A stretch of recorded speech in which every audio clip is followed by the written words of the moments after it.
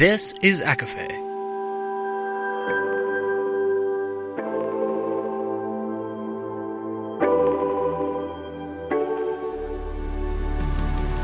Laura Marie and Jessica Marie proudly present A Court of Fandoms and Exploration, a podcast. Fair warning, everything the hosts say is explicit, full of spoilers and adult content and shall not be used against them. They have opinions. Let's try not to drag anyone for expressing themselves and just have fun for an hour. We all deserve it. This episode contains spoilers from Fourth Wing, Iron Flame, and Hofast, with mentions of the Shadowhunters, the Demon Tide, Akatar, and Akawar. For full list, please see show notes. There's also discussion surrounding death of a parent. Hi, everybody, and welcome to A Court of Fandoms and Exploration, your weekly deep dive into the fantasy, literature, and fandoms that we love. I'm Laura Marie. And I'm Jessica Marie.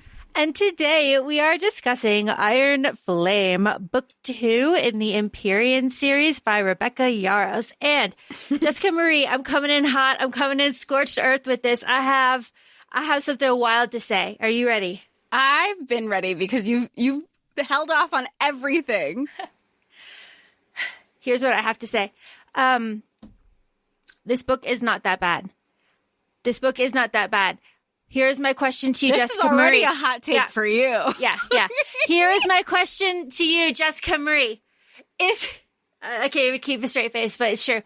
If you take out how fucking whiny Violet is, what is wrong with this?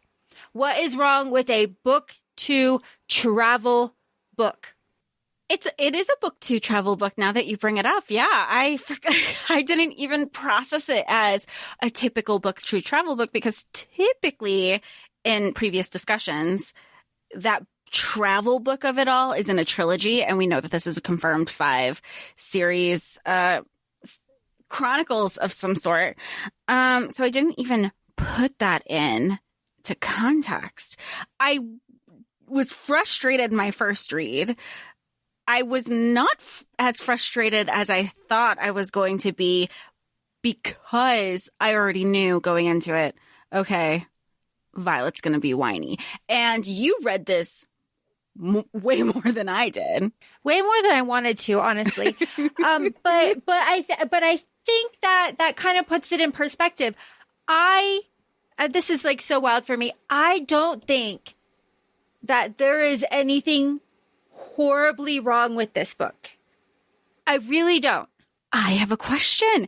Do you feel like you feel this way because for not our thankful episode, our birthday episode, you had revisited Fourth Wing and you went in with it with a new take and like a new takeaway after like you had Thanksgiving with family, you discussed it with family and you were like, I need to go in with a different perspective. Do you feel like having that background made you approach this differently?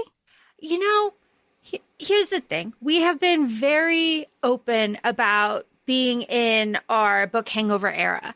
Yeah. And going here, and I do think, just as you said, like having that first initial read is really important, that foundation, so like you know what the fuck is going on.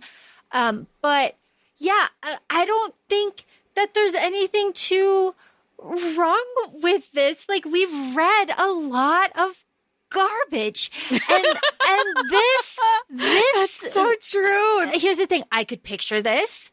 Yeah. I was there with them. Right? I did this through audio and the narrator like speeds up when the action is going. She like really kind of like goes with it. So you're like, oh. And then she like stops and you're like, and then it goes into the next chapter. I was not on the edge of my seat.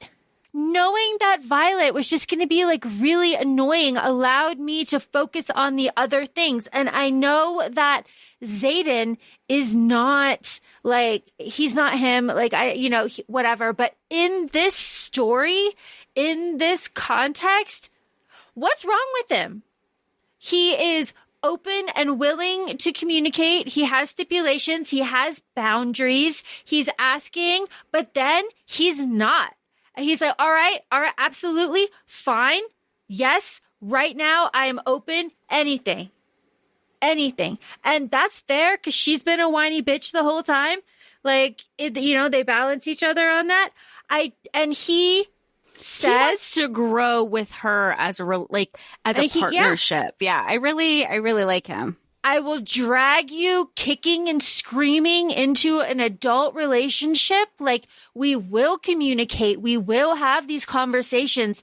We are adults. Like, then here's the other thing. He was fucking dying and he did the forbidden thing. I love when the thing happens. I know you love that. Every aspect of who he is as a leader and as somebody in a relationship, I really do respect. And I do like that everybody around Violet is like, wake up. Like, they've given her also other scenarios to be like, if the tables were turned, if this is what you had going on. Taryn from the beginning, he was like, use your logic. And she's like, that's not fair. And she just kind of it felt like at a point she just wanted to be stubborn to be stubborn. Yeah. And then even at the end, near the end, you have Xaden like, you know what? Here are our rules. We have to communicate. You accept me for who I am because I'm accepting you for everything and in between. But also, we're not doing it in the bedroom. The bedroom should be our safe space for each other, that we can be each other, not to have like negative vibes here. And I feel like healthy relationships have those communication and have those check-ins, and Xaden wants that. And she wants to be frustrating about it and just wants to have somebody see her point of view, and nobody is seeing it. Like, nobody wants to see it because they're like, you're wrong. Babe, you're wrong. Here's my other hot take, and then we can get into the book. My other hot take is in this book 2 travel book, because that's what this is. They are all over the fucking place. Boom, boom, boom, boom. And they're like all over. They really are. They're all over. Okay. There's training montages. There's lots of stuff. Okay. So in this book 2,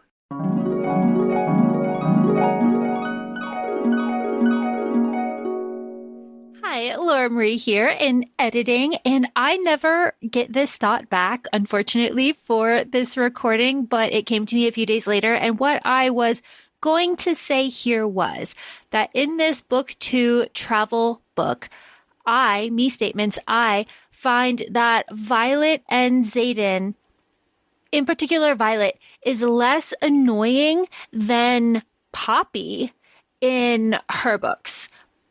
That's what I had to say. I do feel that, like, as annoying as Violet is, and she is annoying here, Poppy is just as annoying with all of her questions in her Blood and Ash series. So, if we're going to judge everybody, let's just be fair about it, I guess. Yeah. Okay. That's it. Goodbye.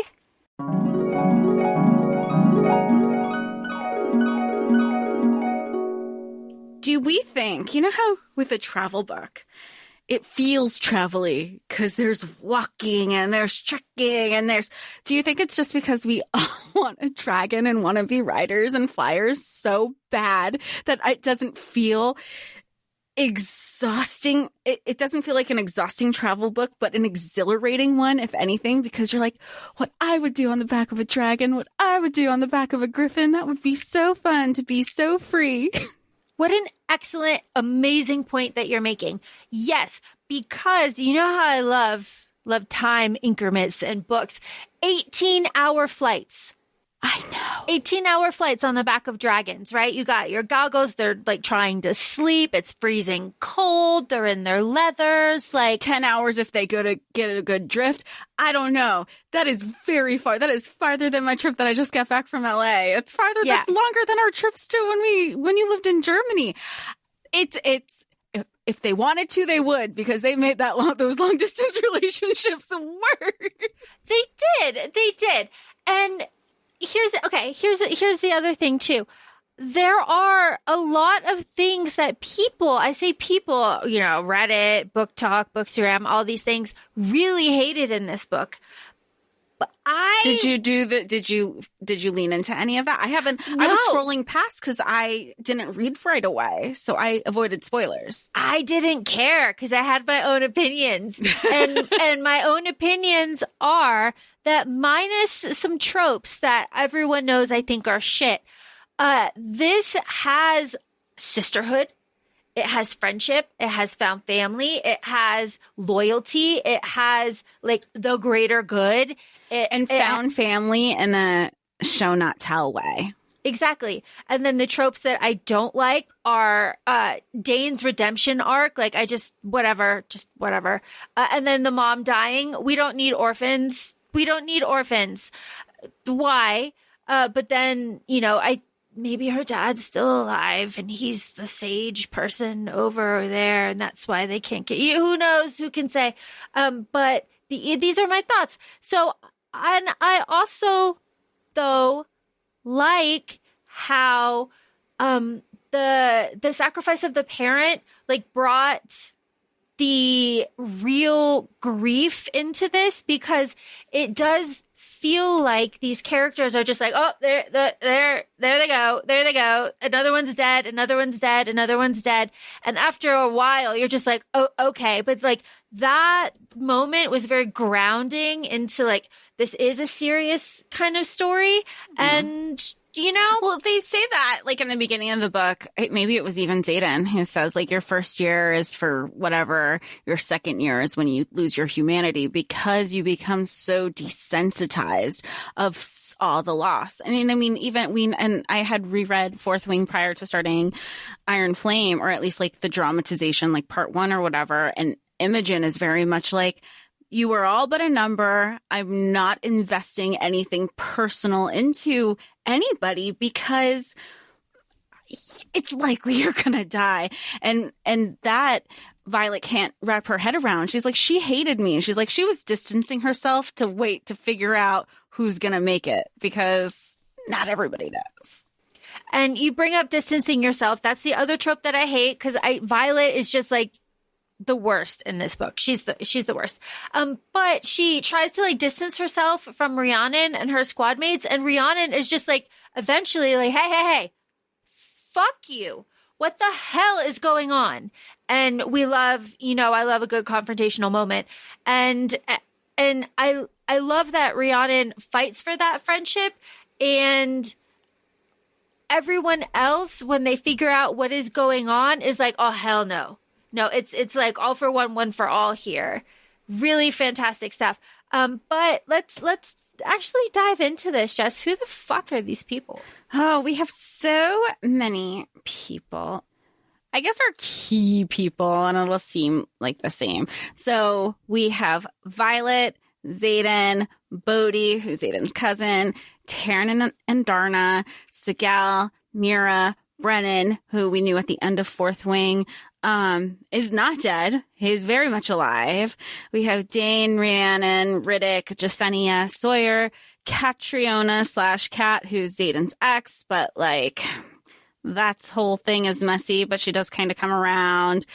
I'm going to say Varish, I'm sorry. Even though he dies, but he's very important for the first half of the book. Very. Takaris, who is kind of like the lead, is like the Viscount of the allies of the Griffin Riders. Sloane, who is Liam's sister. Jack Barlow is back alive because no head, not dead. And then we have General Sorengale, who is Violet, Mira, and Brennan's mom. And then a bunch of professors who were kind of like, who were terrified of other leaders and Varish, and kind of were complicit in a lot of shit that happened in Basgiath and cover-ups.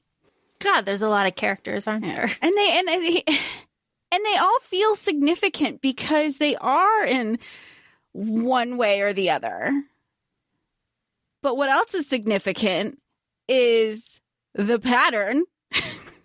Does the pattern happen here, Laura? I know you were very frustrated about it. I was very frustrated about it. The pattern does happen, Jessica Marie. Yes, it does. It happens in fucking chapter 2.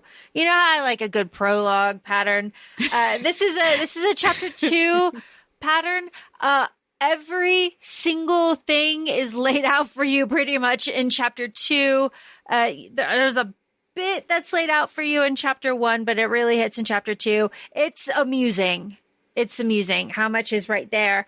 Also kind of amusing is in chapter 1, I read this through audio, after our content warning and our not all strength is physical kind of endorsement and our Justinia translating, we have Violet eating biscuits, which will be a recurring theme throughout the rest of the book. Look, it's a travel book. They're gonna eat. They're packing light. They need to fill up the time somewhere. I think that's something I've picked up on. If it's a travel book, it's like eating is happening. Get your strength, Violet. You need protein. You need energy. You need to not have a sugar crash. Yeah, Violet's always eating biscuits and being thirsty about it. And that's how chapter 1 starts off pretty much, right? Like, we have Violet, she wakes up, Brennan is like there, hello, mending, and we have just like lore dumps. Just hello, we have Ryerson House. That's where we are. We're in Ryerson House. It has never been breached. The town is rebuilding. It was the original hatching ground of Coda and Tarn, which I thought was very interesting. And let's see, 625 years of unification. Yay. Eurasia was crushed in the movement and Violet is 21. She missed her birthday while she was in a coma. Yes, she did. Oh my goodness. I have to say, Brennan is funny because he's acting right out the gate like he didn't fake his own death. Like he didn't fuck off for 6 I would be so years. pissed. Right. Mira punching him in the face is mild. I was like, that is so satisfying. I feel like that's something you would have done, honestly. Be like, are you fucking kidding me? Are you kidding me? Right. Oh, I'd be livid. Which is, I think we had this conversation in one of the Shadowhunters, maybe it was the Mortal Instruments, where Clary was really mad at her mom and she was so torn because her mom's in a coma and in the hospital. But at the same time, like there's 18 years worth of secrets that she had no idea about. And that's very much here because sometimes when everybody just sweeps it under the rug, that's such a frustration. You're like, are we not going to address the elephant in the room? We've had to, and it's not just like, oh, we had a falling out. It was we had to grieve you. We thought you were dead and you left us with this terrible person of a mother for us to fend for ourselves. Yeah. And he's very like blasé about it. He's like, hey, like what? And Violet, I love Violet's complicated feelings about it too, because she's like, and Mira too. She's like, oh, I'm glad you got to gain rank while you were gone. But Violet is just like, what the hell? Like Asarai, like you dropped our name. And like in her thoughts later, it's when she's like kind of reconciling with this, she's like, it's not just that he dropped our name and like he dropped us. It's like he also dropped any connection to Dad. Like, what did Dad do for that? Like he didn't deserve any of that. And he died because of the heartbreak of Brennan's leaving. Like, and she's like so frustrated about that. I'd be so pissed. I know we don't really do theories and we're not talking about it here, but I cannot imagine, like, I can see it happening if her dad does come back, but if he does, like, for them to go through this again, another family member that they had, because I feel like sometimes people bring people back to kill them again and to grieve the loss of a parent you were close to twice, it couldn't be me. No, absolutely not. And Brennan is like so nonchalant about everything. He's like, oh yeah, no, what's his name? Nolan. There is a Nolan and a Nailin. Yeah, there is a Nolan. Yeah, Nailin. He did actually save me. And like, there's the Dragon Cave network. Like, all this shit is important, right? Oh, because Nailin is Taryn's former previous writer. Yeah. Yep. You know, like in the cave networks and like, you know, and then Violet's like, what the fuck do you mean? You don't know how griffins are made. Are you shitting me? I'm awake for 2 seconds and I'm already changing the course of this revolution. But like, they're not hatched, you asshole. Like, didn't you like remember? What have you been doing in 6 years? What have you been doing? Not even 6 years, but he was like, how do you know this information? Dad told us. We had a book of fairy tales. And guess what? Fairy tales, those everything that's been in them has been true. True. So yeah, don't know what to tell you. Like, hello. And then Brennan's like, yeah, like, I really think that we have like 6 months or so until like war happens, even though everybody else has like a year, and scribes have all the power. And that is my favorite theme that runs throughout this book is, and I love this storyline. I think knowledge is power. Knowledge is power, but just like what happened here. Like, they say it took like one generation to change the history, another to teach it, and then it was forgotten. And it was just like done. Where was that disconnect in one generation? It wasn't over many times. Yeah. And I really like that conversation that they have later on in the book where they're like, yeah, like, I can't just walk into the archives and read whatever I want, because if I pick it up, it's been translated 3 or 4 times by, all these different people. And what am I even reading at that point? Like, it's not anywhere near the original. We've lost so much of our culture. And I love that underlying theme of this. And here's my point. My point is, I think a lot of people focused so heavily on the romance, where if you pluck that out, you have a really good political story here that has fucking dragons and griffins. Like if you take the romance out. And I feel like that's usually the hook for romantasy, is everybody focuses on the romance and glosses over the politics, where I feel like a lot of times we focus on the politics.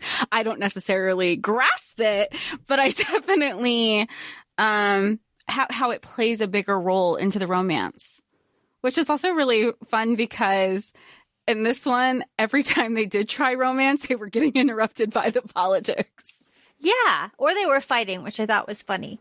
So like, what are the politics here? The politics here in chapter 1 and chapter 2 are the politics for the rest of the book. They need a luminary, and Count Vicaris has the luminary, and Xaden doesn't want to go with Violet to go see him because he's afraid what will happen if he goes over there. He was right.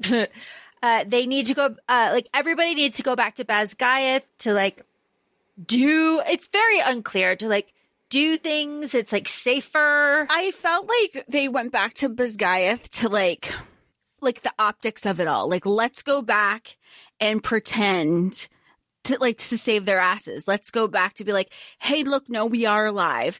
Hey, and look, see what's what. Yeah, see, feel out what they know at Basgiath, while at the same time, we are just kind of espionage, and we're going to make it look like, oh, this is what happened. Thank God we're alive. Thank Malik we're alive. And just continue to keep going about their Basgiath lives so everything in Erasia can continue as is as they grow this rebellion. Well, exactly right. Revolution, not a rebellion. You can win a revolution. You can't win a rebellion. Love that. And also in these chapters, we have if the wards fail, we will lose. There's a dormant ward stone here. And guess what? Oh my God. I was like, that's the pattern. That's literally the end of the book. Yeah. What if we expand the wards? Where's the instructions to do this? Do you think they're in the archives? It's all right here. Something killed off the Venin, 600 years ago. We have to create more weapons, and that'll hold the line while we look for this weapon to kill off the Venin. What the fuck is that? That's I'm sure that's coming. I'm sure that's coming. I do, again, really like the underlying story about the wardstones too, and where they were placed, how they're expanded. We have the alloy, that's going on, and like that could expand the wards. Imbuing the weapons. Yeah, like I don't know, it's kind of cool. I like it. I like it a lot, but we'll see.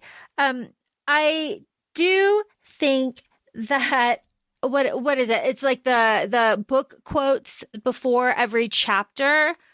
Those are very helpful to like frame what's going to happen. And it goes back and forth between like the Book of Brennan, like what was it, insight, clues, to like codex modifications. But sometimes it wasn't always like a foreshadowing of what was happening in that chapter, but like might be 2 chapters ahead. Yeah, it's just, it was nice. The reread was very nice to experience that, because you're like, okay. Jess, I know that when this book first came out, you and I had a very funny conversation about marketing, because the way that all of the merchandise, I guess, was approved for Basgiath and for a beautiful, beautiful gold Andarna was kind of shot in the ass here, because Andarna is no longer gold. She is, I would say, a multitude of colors, any colors she wants to be, honestly. And she was never going to stay gold either, because we always knew that like young dragons were going to be gold. And we also knew that there was 6 that they would always turn into. There was an option of 6. Obviously it's 7 with this book, but we had like red, orange, blue, brown, black, and green. And then Andarna being the 7th, purple. She was never gonna be gold forever, as much as it's like cute in theory. She was never gonna be gold. So the fact that you were like, chapter 2 in, she's not gold anymore. Yeah, she's not gold anymore. I don't know if anybody was surprised with that. I don't know. She's also huge, right? She also has accelerated growth. She can't stop time. She's huge. Her wing won't open fully, so she has her own training montage that we are just not a part of. I know. I would have gone for the yeah. I could, but maybe in the screen adaptation that has been confirmed, we'll see that. I don't know. I don't know. She also cannot breathe fire yet. And she won't hold a bear, like a flyer. She like won't hold a rider, but she can breathe fire at the end of this. So I am skeptical on that. She's also a teenager and fucking hilarious the whole time. Her and Taryn are the best part of this book. They're so funny. They might be the best characters, honestly. Our sassy little pets. They're hilarious. I could not get enough of them. I want a dragon so badly. It can be a cranky one or it can be Andarna. It really doesn't bother me. Going back to the little like excerpts before the chapters, I like how they say like the graduation is anticlimactic. I feel like that's something that people don't really talk about a lot. It can like finishing something huge can feel very anticlimactic. And you're just like, well, what the shit? And a dragon graduation being anticlimactic sounds crazy, but the way that it was described here, it did feel a little like kind of blah. Do you think that you could do that? Could you do this? Could you stare down leadership like this? I'm still in people pleaser recovery. No, not at this point in my life. It's hard for me to do it now. It's hard for me to stand up for myself. See, I would love this. I would love this so much. Oh my God. Especially the way that it happens, right? So Xaden and like et al, Violet and all their dragons and stuff, land at Basgiath and they like run to Liam's room and grab his letters, which I thought was very sweet. I would have done that. That would have been like number 1. Yeah. Yeah. Like, oh my God, I really, really like that. And then they go out on the field and they're calling Xaden's name in the death roll. And Xaden's like, well, this is awkward. And then it's just like this showdown with Xaden and Dane's dad in the middle of like everybody. I do like, you know, and I think it's just because like they literally died. They almost died. They were set up for like they had they were essentially, they had all the power in their hands. They knew what they brought to the table, and they were like, if you want to say something, this is going to be the point where you say it, and you set us up for this. And they knew from an optics point of view, because Violet says this a lot during their war debriefs, their news debriefs in class, where she's like, if I was playing politics and I believe that this is propaganda, but I know it's the truth, this is how I would play it. This is my PR strategy, how I would take it if I was leadership in the school. And they continued to mirror exactly. She was like, and that's how I know this is legit. This isn't propaganda. They want us to think it's propaganda. And I feel like they knew the people in leadership and how they would react the entire time. So they constantly had the upper hand because it was always about optics for the leadership. They were the ones they knew what needed to be hidden. Otherwise, it would turn out into a rebellion at the school. And it did. And I also really love how Xaden is just like, oh, here's my fucking orders, man. Slap him on the table. And Violet's mom is like, this is your handwriting, guy. Like, what the fuck are you playing at? You didn't think to tell me? All the receipts. All the receipts. I love it. He's just like, wah, wah, wah, wah, wah. And then General Sorengale is just like, all right, banished. You're banished. Get the fuck out of here. You're banished. Like, what the hell? I love that. But that sets up all of the assassination attempts for essentially the rest of the book. Secrets die with those who keep them. It's wild also that knowing that they were threatened and that at no point Violet was like, I'm not getting my mom involved. Your mother, yes, that you don't trust your mother, but there are some points that Xaden knew she could, especially because of his signet. He would know her intentions. So she would have, I have a hit on me on everybody involved. You have and I don't know, a lot of the adults, even Mira, they were all in denial about have you been sleeping enough? Are you sure? They were all looking out for themselves. They weren't looking after the whole. Well, yeah. And I think also, too, that the big blowout fight that Violet has with Dane here, where she's like, don't fucking touch me. I loved it. It was great. And he's was great. Whoa, whoa, whoa. And she's like, yeah, whoa, whoa. And all her friends came to back him. I don't think she wants you to touch her, but they also didn't know what she went through. And this, I'm not saying this is an excuse. I love that they did this. They don't know what she went through. So they're tying her personal experience and whatever PTSD without their knowledge. They were honoring and respecting that. And when they would go to approach her, they were like, can I touch you? Can I be that person for you? Not realizing it was solely towards Dane. Yeah. Yeah. And they even say, mending later, it's like, oh, can I touch you? Can I touch you? It's like, well, no, actually, no, I don't think you should. And I really like that Violet does stand up to Dane, but she just continues to push away her friends because she can't lie to them because she's a horrible liar. And she cannot trust them with the truth of what she's doing with the revolution and all the weapons and all this stuff. And it's twofold also, I think, because she's, in her mind, she thinks she's also protecting them. So one, she can't trust them because she doesn't know. And obviously Xaden had his group of friends because they were all in it together. Those were the only people who he can trust. But she's also feeling I had all this information and I take responsibility for Liam's death. If they have this information, I put their lives at risk too. And I care about my friends too much to expose them to it.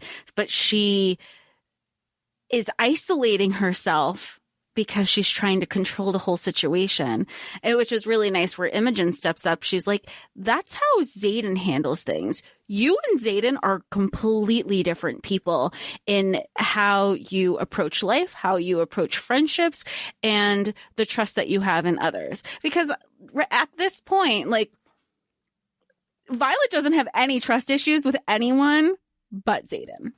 Well, yeah, and all they do is fight.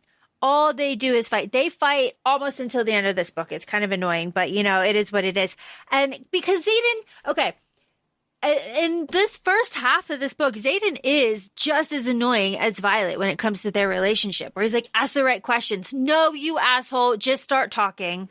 Which she calls him out on it. Violet is like, why is this supposed to be a game? Why do I need to ask? There are certain questions where I understood like her thought process, where she's like, I know the question I need to ask, but I know if I ask it, it puts everything at risk. And I don't want to hear I don't want to hear the answer that is very likely the one I don't want to hear. So I get that part of her avoiding it. But some of the things were so easy. He's like, why should I have to ask? Why don't you share me? How did I get, you want to know how I got these scars? Right? Like, Heath Ledger was onto something, R.I.P. But like, that could have been an easy laying in my bed, casual story. It didn't have to be like, you have to This fish whole for thing. something. Yeah. Yeah. For Yeah, and every little thing. And especially too, because in like chapter 1, they're like, oh yeah, like, Xaden took responsibility for Violet. Like Xaden vouches for Violet in that barbaric, like, custom, Tyrandor custom or whatever. And Violet's just like, la la la, I don't know what that means, la la la. It's like, okay. Let's kick your brain into high gear and let's really start asking questions. But she doesn't. She asks really weird ones. But, and then also, like you said, it could be both ways, because that could have been his opportunity, because even if her guards are up or something, to say to her, I know this seems really misogynistic and patriarchal and this barbaric culture, but I will tell you about it later. Just like when they were in wherever the place was where Takaris was, I can't think of it off the top of my head. He was like, I'm telling her this now, and then telling Catriona this. I had every intention of telling you. We will discuss it more. I do not want her to hear the rest of our details. Like, that's all she kind of wanted. She's like, oh, okay, he's going to tell me. Oh, okay, this is kind of what that meant. Like, she even tells him, she's like, it is so important for me to know, like, foundational things. And we know that from the first book, because that is, like, her peace. That is what keeps her calm in her anxiety and focus. And also, I understand Violet's betrayal later on, where she's like, you had a second signet this whole time. Violet's going to have a second signet. So she's going to have to go through this whole thing too, where it's like, is she going to tell him? Okay, but we'll get to that. We'll get to that. Okay. Xaden and Violet have a 2-week rotation. So they get to see each other like every weekend or whatever, but they have to fly to each other. So it's really just a day, and that kind of sucks. Zayden says, like, I have to leave. Don't get involved in any of the bullshit that's going on here. Only trust the people that were at Resin, and only don't pry. Like, don't try to help us, because you're just gonna make it worse. Like, stop. Which I think is funny. But they're also, of course, like, threatened by Varish. They're threatened by Atos, who's been banished. Varish is very scary. Yeah, General Atos, not Dame Atos. Yeah. And Darna is going into the dreamless sleep, and she will be there for 2 months. Rhiannon has been made squad leader, and suddenly it's 5 days later. Conscription day is tomorrow. And Nolan is too busy to mend. This is all like we're still in like chapter 6, chapter 7 here. Nolan is too busy to mend. I am so annoyed that they just ignored Rhiannon's conspiracy theories about that until it was like way too fucking late. Like, Rhiannon was onto it. She was there. You know who else was overlooked and disregarded that? Melanie and Josie and the Pussycat. Yeah, there you go. There you go. She was onto it too, and then she was disregarded. Yep. Like, so the lore we have here is there's 89 second years and there's fewer dragons that are bonding, and the half of the dragons like know what's going on and they want to tell, and the other half know about the wyverns, right? And the other half like don't want to tell their riders, and everybody's very like torn about all of it. Jess, would you survive this survival class? I think. Because this is the one with the dragons.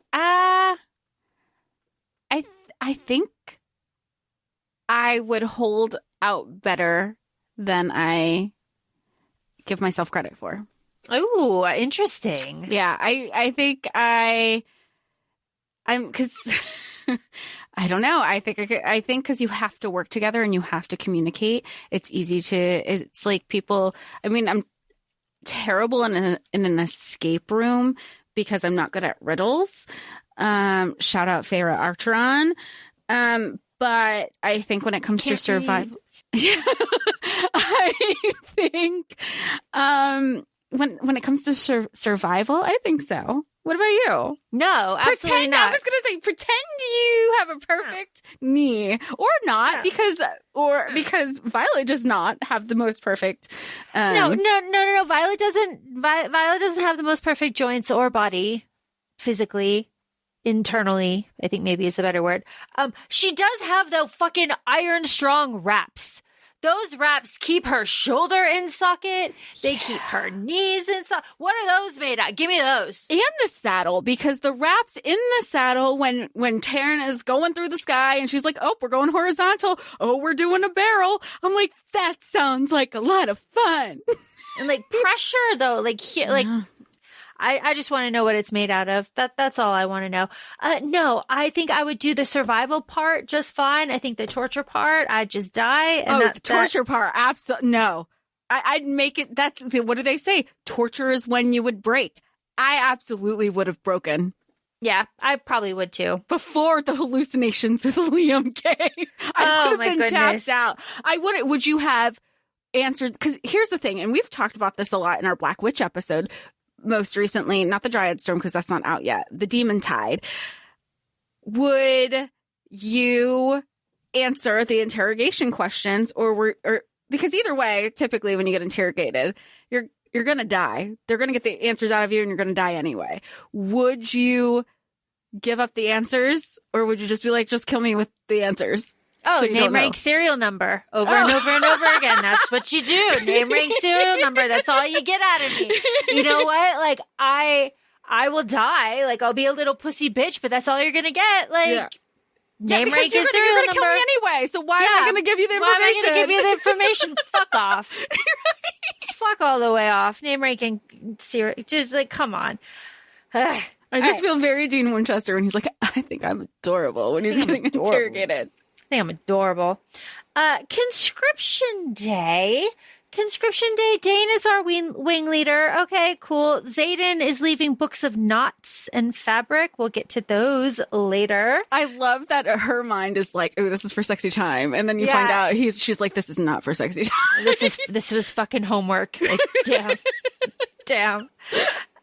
Violet's on the turret, and really, it's just we get Sloane, who's Liam's little sister. She makes it across, and then we get Auric Greycastle, which I think is funny. Kamtari, Third Prince, Royal. I like that he's in here. That's cool. I like that he knows. He knew going into it, and she goes, "Oh my god, you know?" And he goes, "Why the hell do you think I'm here?" Yeah, like it's cool. I like it a lot. Solus is such a fucking unstable dragon. Here's the thing. I love it when the thing happens and Solus takes out a half of third squad, right? Just burns them. He's so, there's Unhinged and then there's Solus. Well, and also I really like too where Varish is just like, some people are stronger than their dragons. Some people influence their dragons. And Violet's like, yo, so you were the one telling him to burn half a third? Like, what the fuck? And then he has no answer for that. He's like, But I also think even if Varish isn't, making the commands towards Solus, I think at the end of the day, it's just kind of like when we talk about animals in captivity, at the end of the day, they are dragons, and that, yes, they're very smart. They are still their own species. And Taryn says that time and time again. And obviously from Game of Thrones, even though I haven't watched the whole series, we as humans, they are not to be commanded. They are their own, they are their own beings. And I like that is consistent in dragon lore. Yeah, and I also like where Violet's like, I don't know, Taryn does this like weird thing where he makes his head boneless and like swings it around. You can picture shit like that. Yeah, like I just imagine it. It's fun. Like, it's fun. I like where like Taryn like lands after this happens. He's like, don't take your eyes off Solus. So that's why Violet was able to like save some people. And Taryn like gets it. He's like roaring at Solus. He's like, I will eat you and let you rot in my stomach. Like, hey, go off. Like, I'm about it. I like that Solus thinks that he's a big bad and like realizes he's really just a little bitch when Taryn shows up, especially when like Taryn grabs him by his neck and Violet's like, Taryn, he's like, it's just a nibble. I'm not even killing him. It's just to prove a point that I could. And that's that shows the control that I have. Yeah. And it's good too, because control is also one of the other underlying themes of this book. Violet has to deal with her power and her control. And it is, I think, funny that the professors at Basgiath were not worried about control. They were only focused on power. And then she goes over to Ryerson House, and those professors are very much focused on a deep, deep control. And they're like, what the fuck were you learning? And Violet's like, I don't know. Like, I'm a child. I don't know. The way that they approach her was like, did you go rogue? And she's like, I just did what I was told. But that's also consistent with the professors at Basgiath, because they wouldn't even refer to her as her name. They weren't saying like Cadet Sorengale or Violet. They would say like, your signet is powerful. She was only as good as what her signet was, because she was only as good as the weapon that she could be wielded as to the college. Well, and Violet is having a little bit of PTSD from her battle with the Dark Wielders and the Griffins. And she and Imogen start running every morning to really kind of strengthen her body so that she doesn't feel like she can't run if she has to. And she doesn't have to rely on Taryn, and she doesn't have to rely on like her knives. Like, she can just run if she has to. And Imogen is just like, yeah, you know what? That's a good fucking idea. I'm going to join you. Let's go. Well, and speaking of, and I just want to say this thought now before I forget, the PTSD never stops. It's almost as if it's constantly replaced, because she has her PTSD from book 1 carried into book 2. And then that kind of goes on the back burner a little bit while she focuses on the new PTSD with the interrogations and with Varish. And, it started with just being targeted for bullying and just being kind of isolated from a group of people to obviously almost dying. And it's just, she's never actually processing. It almost seems like she's never actually processing her PTSD. It's just constantly being replaced with a new form of it. Well, and the perfect example of that is when everybody is on the mat during challenges, and that guy comes over and is like, Sorengale, you're Sorengale? And Nadine is like, yeah, I'm Sorengale. And he fucking kills her. Yeah, they were just like friends, like, I'm like everybody, because that's what her Violet, everybody just wants you. It was just in mocking and good fun with your friends. And when you read that the first time, I don't know, even the other couple times, you're just like, damn. Yeah. It was like, oh my God. And then, of course, there's like the whole battle there, right? Lots of kidney stabs. Secrets die with those who keep them. His eyes are red rimmed, so he's Venom. So I think it's important that Atos is sending through Venom to kill Violet. Why do you think, and maybe we'll get into it at the end of the episode, why do you think it's never picked up that they were Venom? Is it because they weren't like this decrepit beings that they saw from the first wave, from the book one? Yeah, I think so. They were just like, oh, they're really high and didn't have Visine? Well, and also, truly, how often do you stare into other people's eyes like that? Where you'd be like, there's something really wrong. Because they do say that at this stage, it's just like a faint, like it's a very faint red, like rim. I don't know. In a book that doesn't have technology and your attention span is a little bit longer, I would think that there's more eye contact involved. I don't know. I think it would depend on the situation because there's True. so much PTSD that there's isolation and it's your squad only. And I don't want to be with other people, right? Only these people. And who I have an attention, like who I have longer prolonged eye contact with depends on my relation. Like I can't, if I don't know, okay. Because it's the whole thing with like, I don't want to know the first years. I don't even want to look at them. I don't want to know their names until after threshing. Like they're all just going to die anyway. So it's like, who's this guy? We're not. Yeah. Okay. I could see, especially here in the beginning of the year, I could see where it's just like, okay, sure. At the end of the book where we'll get there. It's annoying. We'll get there. Okay. What do we have? Xaden's writing love letters. I have very little criticism of Xaden. He's fucking trying. Like, honestly, he's doing more than Violet is.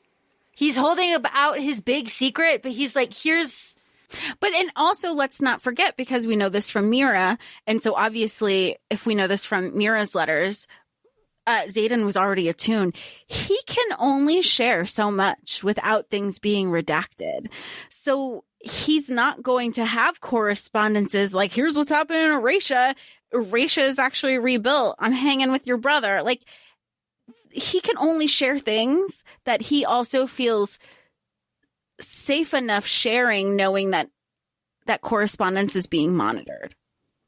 And the stuff that he's sharing is so sweet.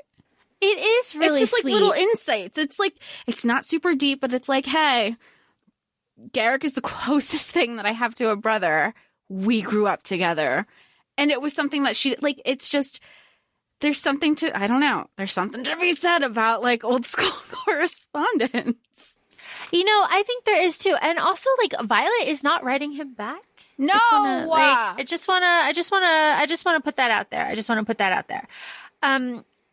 Let's see. Andarna is not showing up to maneuvers. I think that's important. And Violet is just like in fucking trouble about that all the time. It's important. Justinia, Violet, Imogen are kind of starting Justinia's descent into, I guess, treason. Because Justinia is like, yo, like, I'm going to get you these books and stuff. But like, that guy's fucking dead. That guy that was like looking for stuff, he's dead. Yeah, and she knew it. She knew it was her. And she goes, I'm not writing your request down because it'll very likely be you. And still, like, that person, it was almost like it was collateral damage because he wasn't working with like with Violet's crew at all. He was just kind of like on his own, like, I'm wondering, knowledge. Yeah. And that, no knowledge for you. While this is happening, there are assassination attempts, and Violet goes to visit Xaden at Samara, and he's in the fighting pits. Yeah. Fourth Wing Fight Club. Show me this on screen. I want to see this. In the fighting pits, right? And he's like fighting for the pass or whatever. Like, yeah, I'm about it. Well, what was that? Like, this is the only location, I guess, station that they said like they actually have a reason to fight for things and protect things. Everybody else, like, they're calm stationed. So they kind of just gossip and pit each other against each other. And they're like, we have bigger things. And I like Xaden. Xaden's like, I don't need the whole weekend. I just need a couple hours with my girl. Yeah. And they have this like really intense like wall makeout scene, right? And here's also where I really just don't have too many problems with Xaden, because he's like, I will not use sex to get you back. That's not what this is. Like, this is me trying. Like, I love you. And like I'm done. Like, I will not go further than this. We are not ready. We will get back to the bedroom. This is good for us to not jump into bed. And Violet's like, what the fuck, guy? Yeah, she's very much, well, that's a reoccurring theme throughout the whole thing. And she's like, what happened to last year? What happened to that person? He's like, I'm not that person because I love you. Like she's like, and he goes, you're the first one who told me that you can't separate sex and emotions. And she was like, I'm letting my hormones control my entire body. I don't know what to tell you. And she's like totally fine with it too, which I think is funny. And Xaden's the one that's like, no. But Xaden also drops the lore. Like, here, we got you daggers. These daggers are made from the same stuff that powers the wards. Like, it's all very important. There's runes on them. We're imbuing power into them. This is all important stuff. Meanwhile, I guess, Taryn doesn't know a lot in this book, and I feel really bad for him because Taryn is just getting betrayed left and right. Like, Taryn doesn't know shit about the wards. He doesn't know what's going on with Sigale. He doesn't know what's going on with Xaden. He's just like, what is happening? Poor guy. But Violet is pushed to almost burnout as punishment by Varish for fucking off to Xaden. Well, there's a couple. First, there's the punishment from not having Andarna show, and he's on to the Andarna of it all. That's why he's pushing it. And then there's another part where she fucks off to Xaden, but she's like, I can't control my dragon. He thought his mate died, and like, we're a foursome now. Like, it's not just like rider and dragon. We are all, you know, we all work together as this quorum, really a 5. And she can't blame him. Why would I go against Taryn anyway? And I get an excuse to see my boo. Yeah, for real. It's like, moving on. Everyone is kidnapped for RFC. They drink the drink that makes them lose contact with their dragons. There's 2 maps. The drink makes them lose contact with their dragons and blocks their signets. That's important later. They fail this mission. Would you panic if that happened to you? All your resources and like... No, I'm in school. You know what I mean? Like, it's school. Oh, it's a control. It's a controlled environment at the end of the day. Okay. You're in school. You would think that, but then they also make it a point, especially with the Griffin flyers. They're like, no, if you just land in the water, you try again next year. Like, you don't die. And so many people at Bezgaiath are like, you survive or you die. There is no try again. Yeah. But like, I'm not going to die because I'm in the woods with like 12 other, you know what I mean? Like, I'm in school. They're watching us because they knew that we fucked up and failed. Like, I don't know. No, I think I'd be fine. What I love is Rhiannon is like, you know what? No, fuck this. I am not stupid. Do not lie to me. What the absolute fuck is going on? I hate this. What is going on? And Violet can't do it. She's like, no. How about not? I really love Justinia in this book, though. I gotta say, I like it. I like how Justinia is like, you know what, Violet? I've been doing some research. I've been looking at your requests. The archives are fucking incomplete, and there is some shit going on. And I don't really like it. And I respect the hell out of that because everybody else dismisses all the scribes and Violet's the one that's like, no. We need to have scribes on our side. We have to have all of this. Like, they are the most important part of this. I love that. Books are important. And I feel like it's the first time that we're seeing a scribe who is questioning things. The whole point of the scribe, there are historians too. They're supposed to be logging accurate accounts. And the accounts have not been accurate. And this is the first time that we're currently seeing, maybe with the exception of Violet's dad, because we had the fantasy lore book, the Book of Fairy Tales, of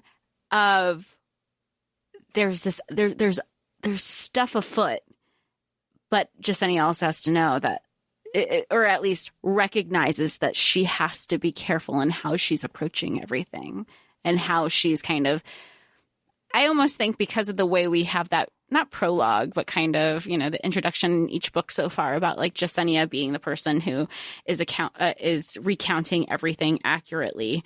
She has a little journal of sorts that she's not sharing wider, obviously, until the books are published. As we know them. Oh, yeah. Definitely. She's like, I'm not sharing this with the other scribes. Absolutely not. Absolutely not. My lips are zipped. Thank you. So are Xaden's, because he is a direct descendant, which means he has 2 signets. This is what Violet hears and starts to work out through the course of the book. This is also where Rhiannon is like, Nolan is busy. Nolan is busy. Why is he busy? Hello? He's busy trying to get, like, resuscitate Jack Barlow. Jack. Yeah, with his soul, really, because Jack is Venom. Yep, Jack is Venom.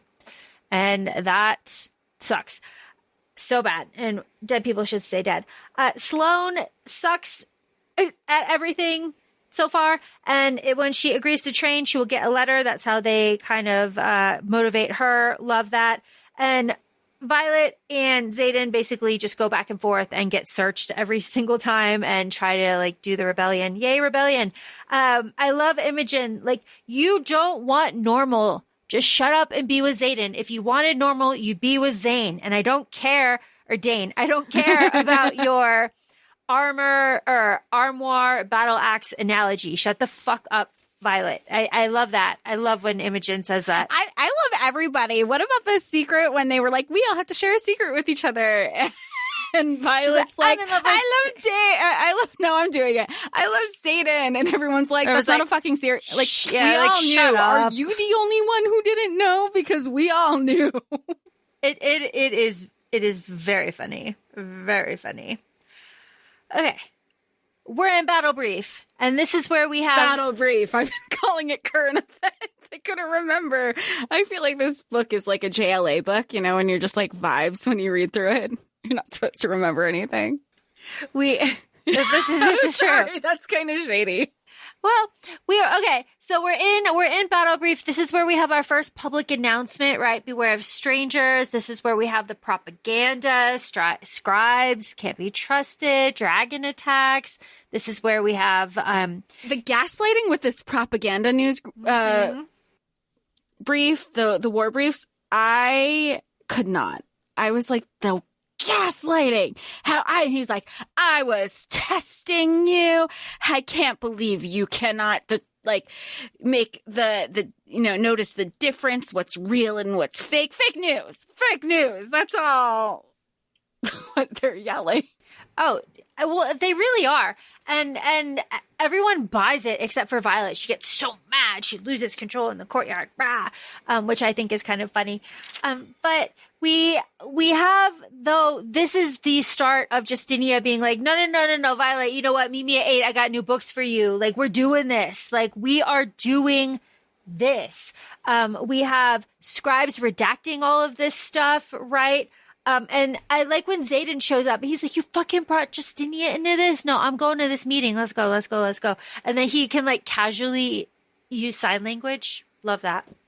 I love, well, and then even Sawyer, like everybody's fluent and Sawyer's like, I'm not, I suck. I'm not, I suck, but I don't want Riddick teaching me because he told, it's like anybody who is learning a new language where where your friends are teaching you all the bad stuff, but you don't know and you just want to see the reaction from the community.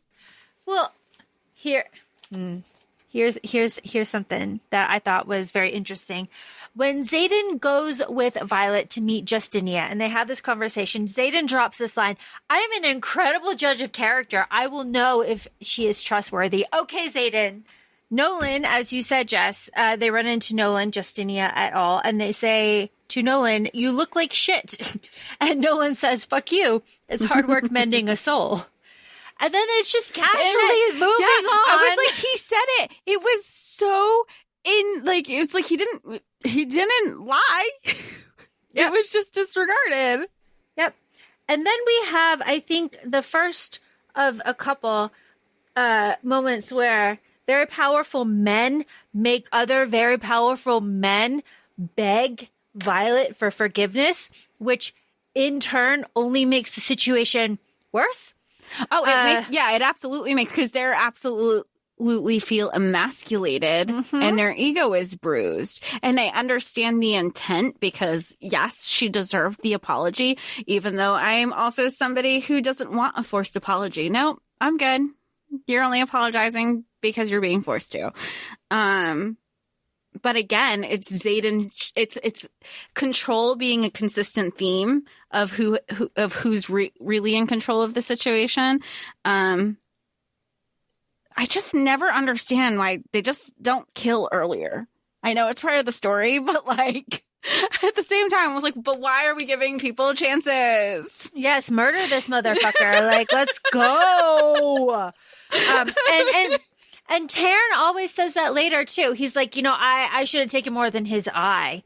And Darna has to deal with this burden. It should have been my burden. It's like, yeah, you know what? It really should have fucking been. Well, even with Catriona, when they were fighting, they were like, do it. Go for her eyes. Like, both Darna and Taryn are just like, no. Like, they were supporting it. And then even Xaden was like, you want to kill her?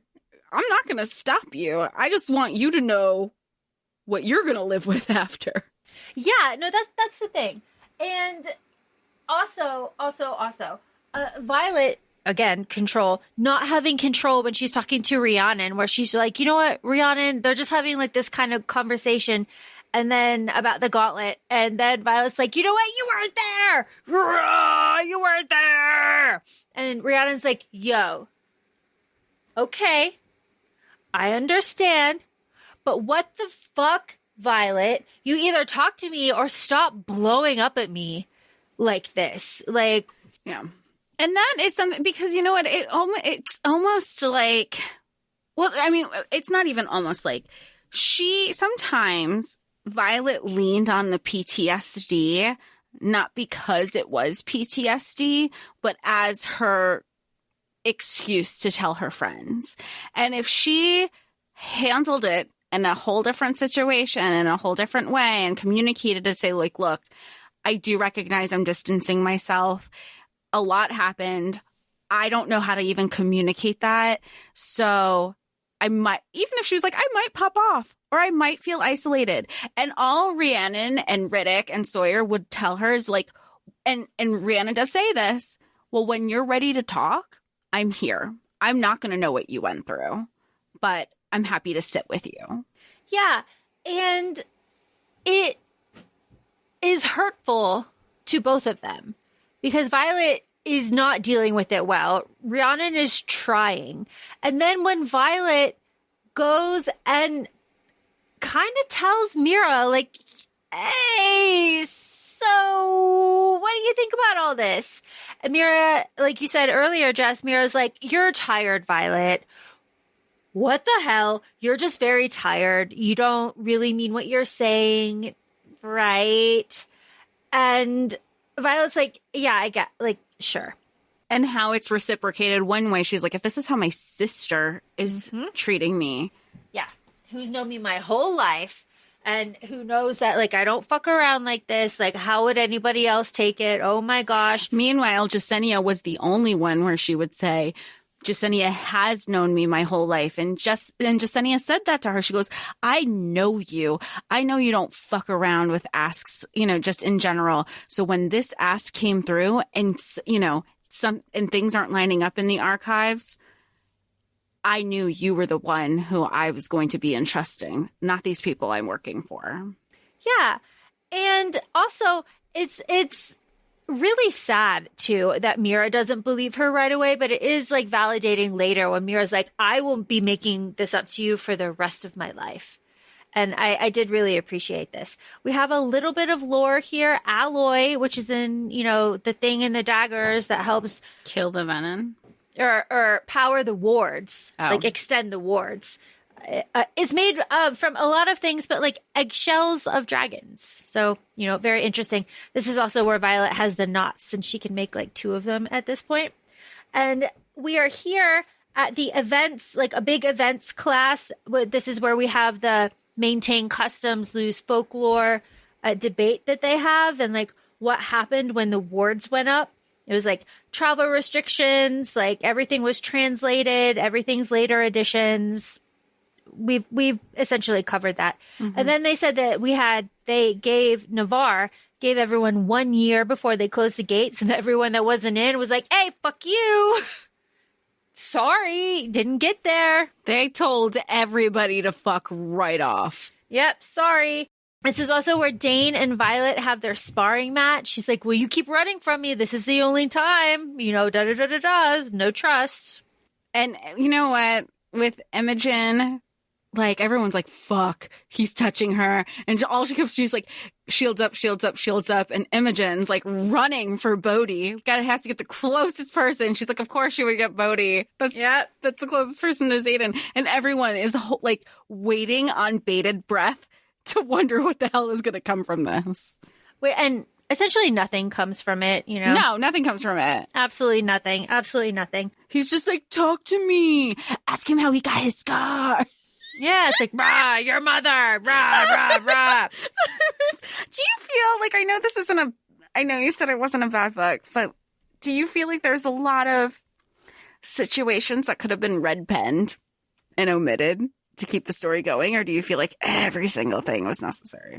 No, I think a lot of this stuff is necessary, because I think all of this stuff about Poor Emil and all these mountain customs and Lucerys and all the summoners and like Tyrandor, all that shit's gonna come into play. So like, it's a book 2 travel book. These are the foundations for the rest of the story. So like, yeah, probably it all is here for a reason. Like book 1 was the foundation for the world.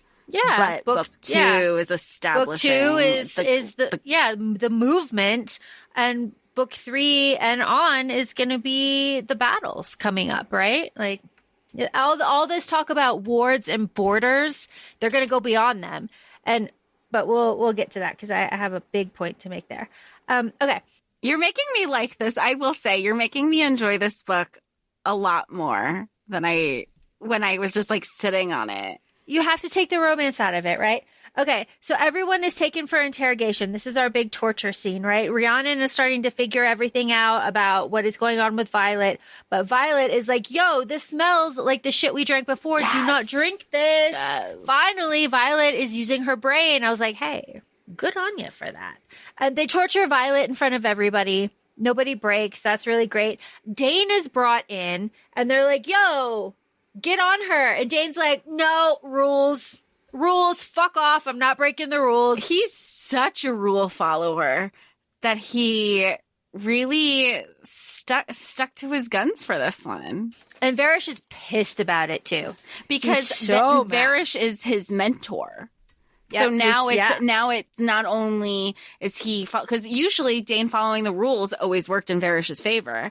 Mm-hmm. Now it's working against Varish, and Varish again always used to control, always used to manipulation. I mean, he did it the entire time. He was trying to say like, oh, but don't you want to get in her head? Don't you want to see why she picked Xaden over you? He's really trying to emotionally manipulate Dane at this moment. Yep. Like, really. And it almost works, but he's made a stronger stuff, Dane, I guess. Violet's knife opens the door to escape. We will learn what that is later. It's runes, Xaden's knife. And they escape, first time ever, and they get the patch. I really like that. Professor Grady's like, hey, cool.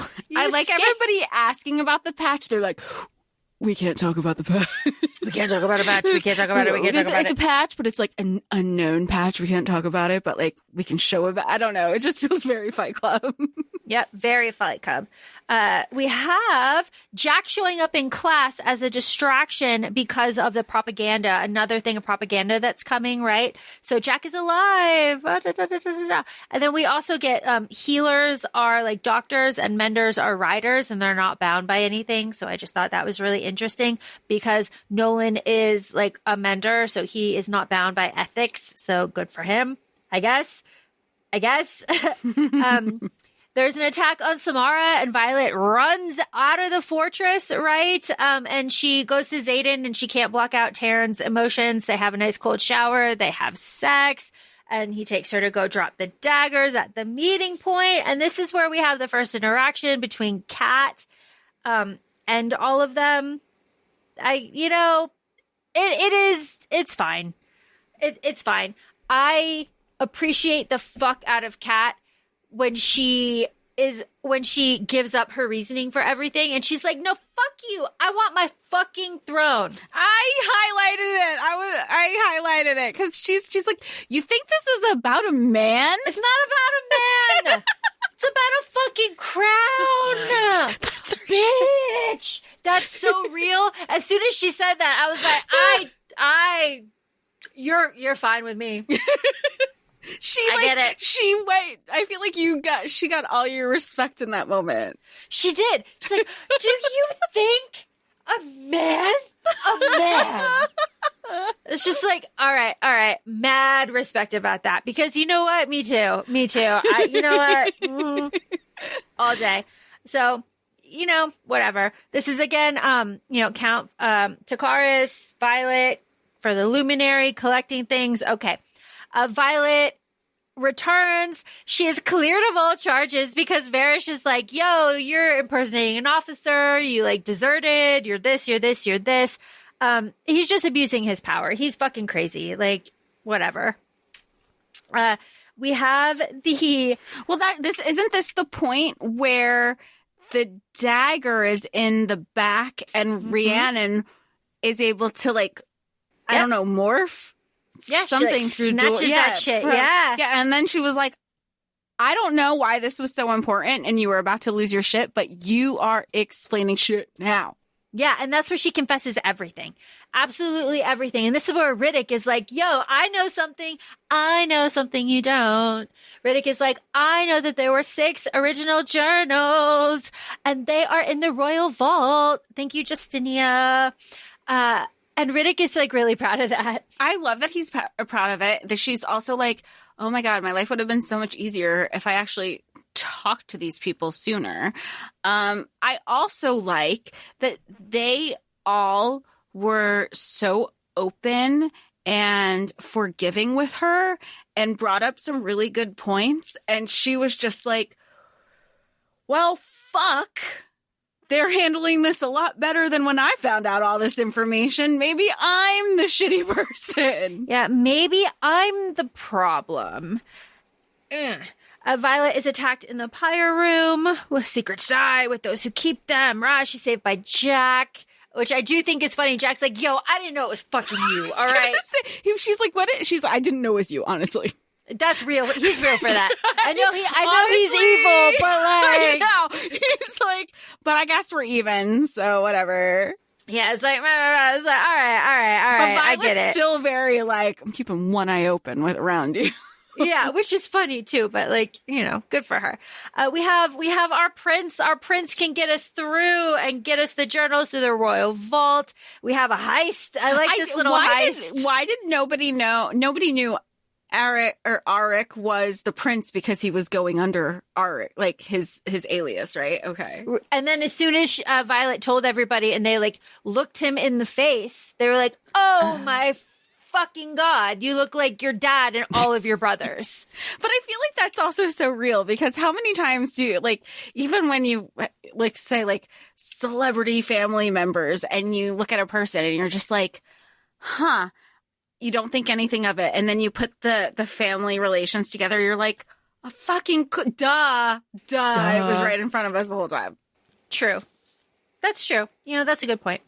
Lore drops. No writer has ever been king. Okay, no writer has ever been king. Interesting. That's gonna come. Okay. Yeah, that's gonna come back. Arik pulls Violet through, and they're searching for everything. I'm sorry. How fucking stupid are you? If I see a raised platform in the middle of a secret library with a big velvet curtain over it, that's where they are. You fucking dumbasses. Why are we looking in the stacks? Whip that thing off of there. I mean, this goes back to Hofast spoiler, where you have the 2 slits for the 2 weapons that are exact same size. They're right there. It's not so fucking hard. Maybe we look in the middle of the room first. Here you are thinking we wouldn't survive RSC, and I really think, more discussions prove otherwise. It's wild shit. It's wild shit. Everybody gets out of there. Very cool. But Nolan ends up fucking drugging Violet. I hate this. He drugs her, and Xaden gets one of the journals out, but Violet is in the brig, and she is interrogated and tortured for a long time, like 5 days, about who, why, and how, what she's doing. There's a truth reader in there, and this is where, Jess, as you alluded to earlier, this is where we have the hallucination of Liam. I also will give her a lot of credit being like a POW in a sense, because she kept track of her time. She kept track of like, okay, this is, if class is tomorrow, this is Monday. If, I haven't had a test yet, this is Tuesday. Oh, he's going to know in 24 hours. That means we're at Thursday. Like, she kept track of that despite her hallucinations. And I think that just coincides with Xaden always saying, your body may be weak, but you are not. Yeah. And also too, and I love that, because she kind of like keeps that mantra in her head. But I like the like Aelin Fenris of it too, where he's like, I'm not going to leave you. I'm here with you. Like, that we're in this together. Like, don't break. This is what he's doing.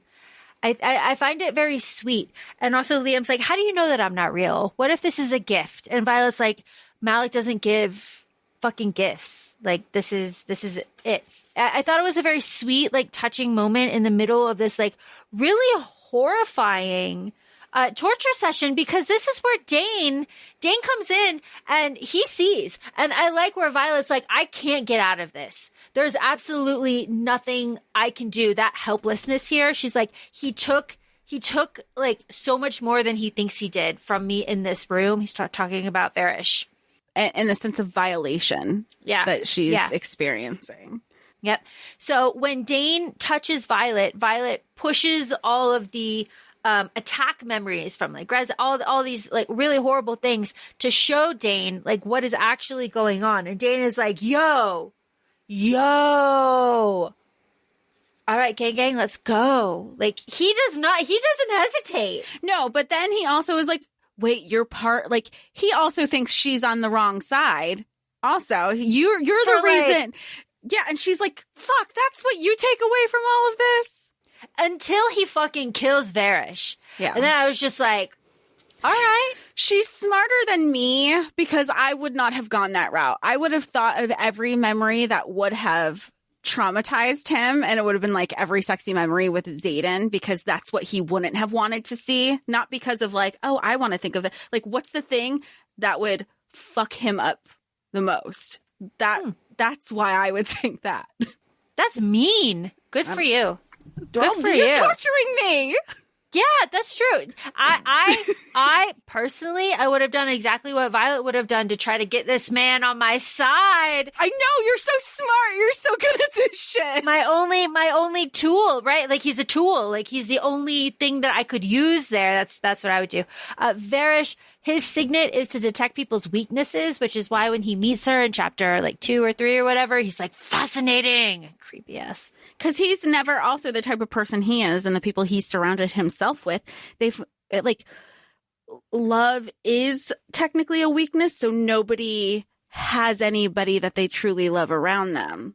Mm-hmm. See, except when Xaden arrives. Hot damn. Xaden arrives, killed everybody in the tower, Dane and Violet save themselves. They got out on their own. And it is with Xaden's like hand on the knife that Violet is able to finish off Varish. I really like that. And I also like Xaden, like he confesses his love. He's like, I will always find you. Like we'll always be together. Like this is all, you know, circling back to later. But I personally really like this conversation between General Sorengale and Violet. I like it. I like it. She's like, no, I didn't know. I didn't know about any of this. Here's the antidote. Whatever. Yeah, I know about the wards. Yeah, I did all that to Xaden. They are Tirish custom. It's a custom. It's a custom. She's like, I don't want it. Yeah, she's like, I don't want to fucking hear it. She's like, I don't care. I don't care. It's like, you really should be asking that fucking question, Violet. That's like the third time it's come up, but okay. Okay.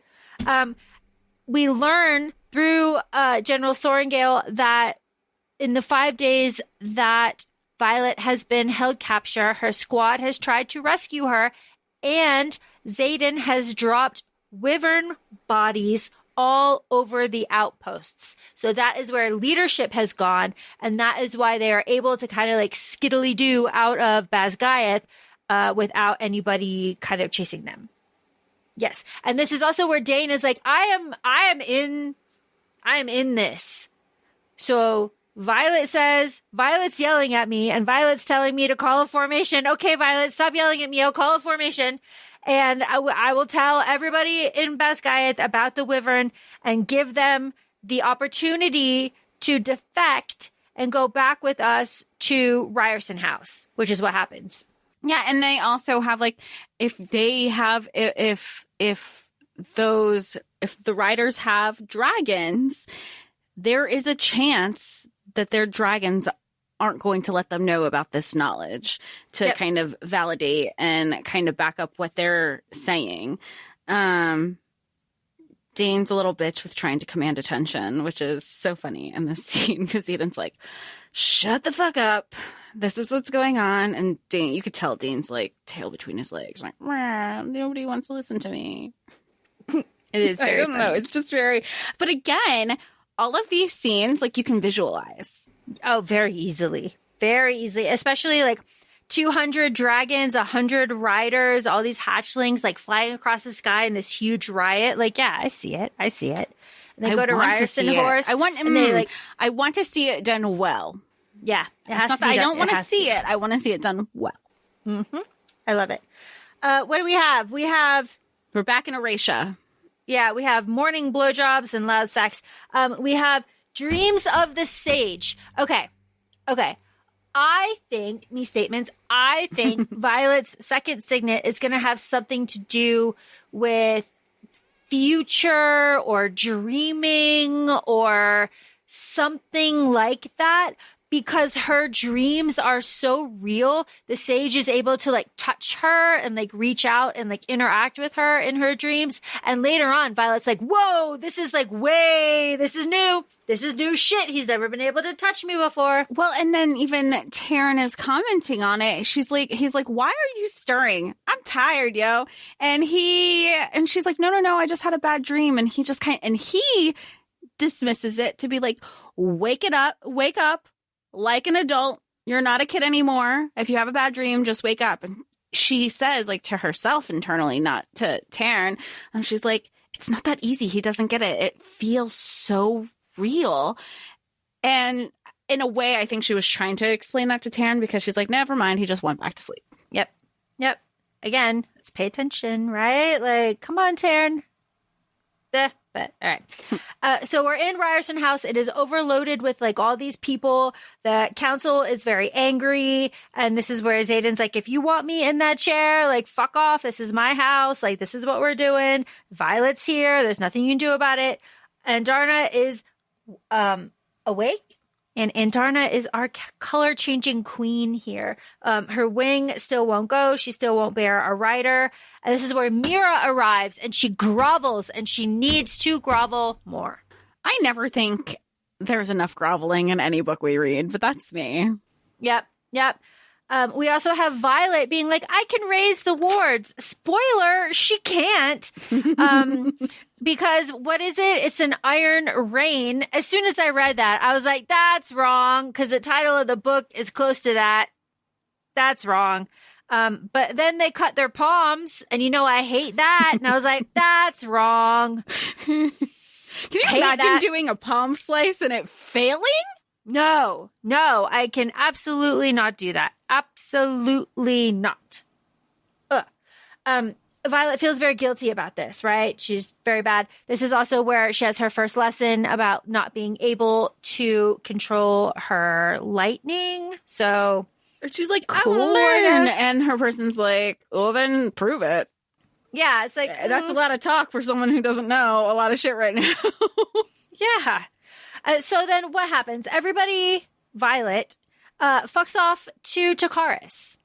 And she goes with Mira and Brennan to Takaris to make a deal with the Viscount, runs into Xaden, and Xaden's like, you are not where I left you, Violence. And Violet's like, fuck you. Absolutely. Fuck you. What the fuck is going on here, my guy? Well, also, how about the fact that usually Taryn isn't lined up with what Violet's saying, but he's like, let's fucking go. And she's like, but you can't tell Segal. And he's like, I won't, but that doesn't mean she can't sense me. Yeah, it's like, So what happens here is Kat has the ability to heighten your emotions and basically make you fucking crazy with jealousy and all of your worst emotions, like on your worst day. But she cannot make you feel something that you don't already feel, which is a very important distinction. They dress up. Kat's in red. She's dropping all this lore about how she used to fuck Xaden. And her dad is like, yo, get in the pit and wield lightning before we talk. And it's very Game of Thrones, Jess. I know you haven't seen it. It's very Game of Thrones last season. There, Violet's in the exciting. pit. There's a chest, and out comes a venom. Scary ass motherfucking moment, I gotta say. I would not have thought to charge up the water, but on the second read, made perfect sense. Yeah. Yeah. I was like, oh, duh. But the first time, water as a conduit, yeah. Yeah, but the first time that I was reading this, because the narrator does speed up when the action is happening, she does like really pull you along. I was like, oh my God, like what is going to happen here? Like, and we also don't read at speed with this narrator. We've increased the speed, so it adds to that much more. If it's a fast paced scene, if there's a lot of action, you get that speed faster. Yep. And here, again, we have Xaden, who is freaking out because Violet had to do this in front of him. And he makes the Viscount apologize. Again, another instance. He makes him apologize to Violet, like very violently apologize to Violet. And like, it's not good. Like, my guy, don't do that. And the whole reason that this is happening is because Xaden and Kat were betrothed. They tried it for a while. Xaden, like, wasn't feeling it. And that was that, I guess. That's really what it was. It was like it felt very like it's for the good of the kingdom. And then Xaden was just not about that betrothed life. Which is really interesting considering he's told Violet the whole time, like, we were over before you and I even started. I wonder if I don't think we're going to find out more there, but I feel like before it would have made more sense if he was like, shit, I'm in love with Violet. I need to end this betrothal. Yeah. If the focus was building Erasure and building allies. But, men are stupid. So what can we say? We do get a negotiation. We do get the Luminary. We do get a forge. And we do get Kat and all of the Griffin Riders coming to Ryerson House because Cliffsbane Academy in Zolia was destroyed. Attacked, yeah. Okay. We have our first hatchling is born. This is all very fun. And we have a Griffin and Rider climbing a cliff to bond. And that is where we have the Luella jumping across falling scene where Kat never lets Violet forget that until a little bit later. And this is also where we get Solus again. Fucking Solus. Jesus. Do you think that Solus, like in his cave system, do you think that he was actually hiding from Taryn because he was scared, or he was just waiting for an opportune time to attack? I think he was going after Violet. Yeah. Very, very scary stuff. This is also where we discover that Sloane is a siphon. Okay. And then there's an attack. Okay. But then we have our training montage of rune tempering. Very fun. Very fun. I'd be bad at this. You think? I think you'd be good at it. No, I would get frustrated with this. I would be bad at this. I would not like this at all. But yeah, we have like, I don't know. Lore drops, I guess. We have like Venin, like sages are all right around the temples, and like the generals have never been captured. Their eyes look like this, and like, Sawyer and Jacinia are starting to have a little relationship, and like, Kat's really good at tracking runes, just little things until Kat and Violet have it out on the mat. And this is the scene where it's like, you're fighting for a man. She's like, nah. How about no? But they weren't supposed to be using their signets. Obviously, Kat was. She says some things. It's very aligned with Tamlin in ACOWAR with the things that she says. And it would have set me off too. I'm not going to lie, especially when you're already feeling a certain way going into it. But like, one thing, it's very similar with the Griffin Flyers, is that Kat has people around her who are trying to keep her in check. Kat just doesn't give a fuck. They have been trying to keep her in check since day one, when they were like, she was like, oh, you're the girl that he quote unquote left me for, even though we know that's because it's not that he left her. She's like, my crown, my throne. She's fucking all this. She's fucking up my plans. Everyone's like, can you stop being so nasty? Can you just, and she's just not having it. No, she's not having it, and Violet almost kills her, and that's when Xaden, takes her out and puts her on his throne and says, "My woman, my house, what is it? My house, my throne, my woman." And no, my chair, my woman, my house. And this is also where it's so funny, where she goes, like, after they have all their time together, and Violet's like, "Wait. Throne like king? You're a king?" And he's like, "No, like only in technicality." And she's like, whoa, no, back up. Yeah, well, no rider's ever been king, so we can see where this is going, right? Like, we know where this is going. We see where this is going. We can see.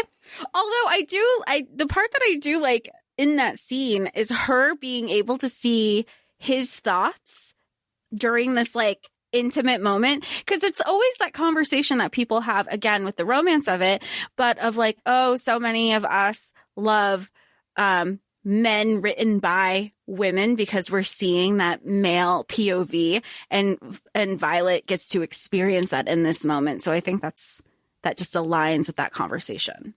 It is. It's really good. It is. It's good. And again, visually, I can see it. I don't really want to, but I can. There's art out. I think there has been art since. Yeah. Oh, yeah. Definitely. Definitely. Okay. We've got Violet and Dane working on this translation because the wards have got to go up. Dane can imbue. We're imbuing our stone. Our stone is warming. This is where they have the like, fuck you. You took my memories. It's like, well, I'm like, sorry. Sorry. I chose my dad over you. My bad. Like, sorry. I also didn't know.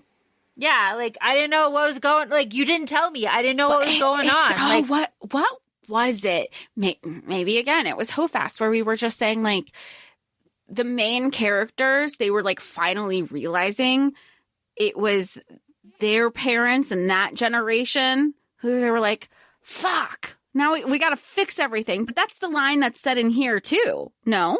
Yeah. About the generations, right. Yeah, it's like, so the war of the father becomes the war of the son. Yep.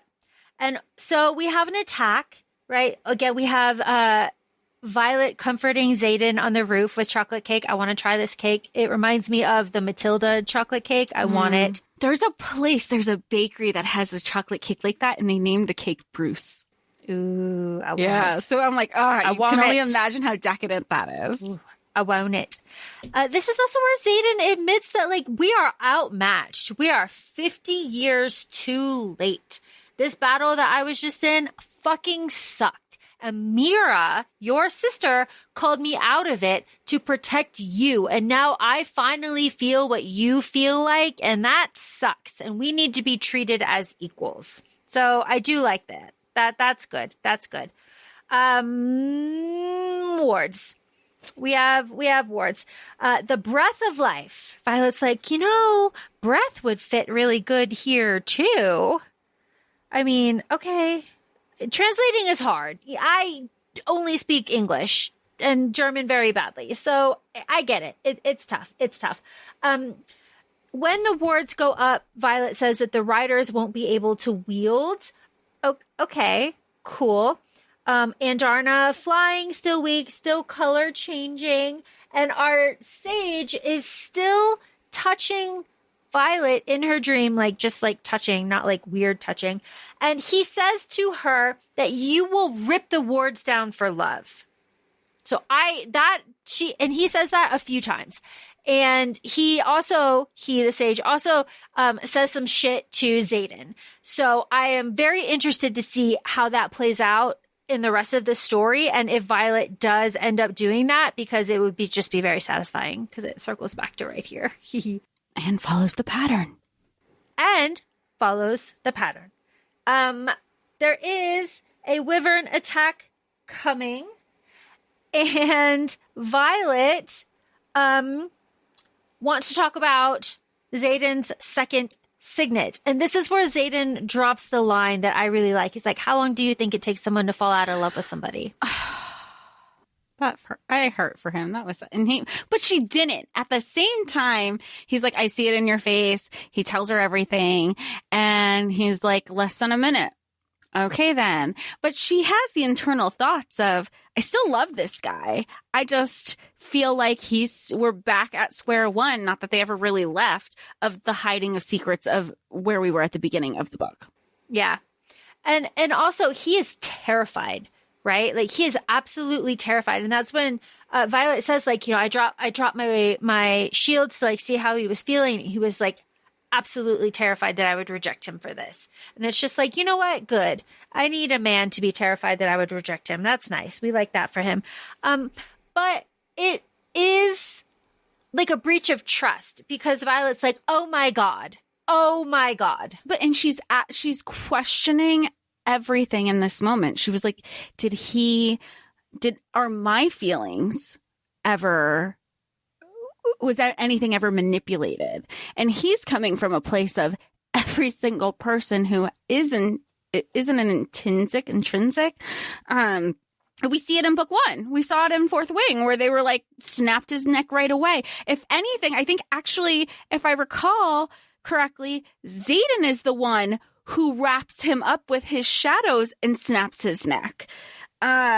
So he is knowing this as him being an intrinsic, he's like, I personally had to do that. And if I'm not going mad. And she's obviously putting all the pieces together, and she calls him out on it. She's like, you told me I'm the smartest person you know. And he's like, don't say it. She's like, you wanted me to say it. You told me everything. And at the same time, he has he has Sigale, who he's been bonded to, instructing him, absolutely tell nobody. So the trust that he has in this moment, and again, she's internalizing things after the fact. She's like, I wasn't an afterthought or an after fact finding this information out. I was the first person to know. And that shows me all of the trust that he has for me. And I got to put it, all our other shit, we have to put aside. Yeah. Yeah. And the wards work. Finally, something works, kind of.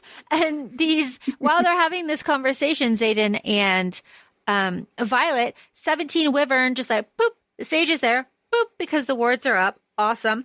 They go back to Ryerson House, and Mira is there with an invitation that Melgren wants to meet. All right, cool.